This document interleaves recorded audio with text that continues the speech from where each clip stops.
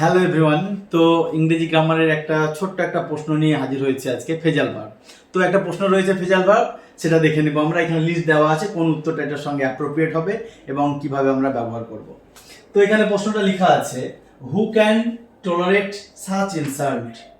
Who can tolerate such insult. এই যে এখানে টলারেট ওয়ার্ডটা রয়েছে, এই টলারেট ওয়ার্ডের আমাকে কিন্তু ফ্রেজাল ভার্ব লিখতে হবে। তো এখানে অপশন অনেকগুলো রয়েছে, carry on, abide by, put up with, call up, এতগুলো রয়েছে। তার মধ্যে কোন অ্যান্সারটা হবে এগুলো কিন্তু আমাদেরকে একটু পড়ে নিতে হবে, প্র্যাকটিস করতে হবে এবং একটু মুখস্থ করে নিতে হবে। তো হু ক্যান টলারেট, টলারেট মানে হচ্ছে সহ্য করা। তাহলে কোনো কিছু সহ্য করা, এখানকার মধ্যে যে অপশনটা হবে সেটা হচ্ছে put up with. Put up with মানে হচ্ছে সহ্য করা, বা বিয়ার উইথও হতে পারে, এই অপশনটাও থাকতে পারে, বিয়ার উইথ।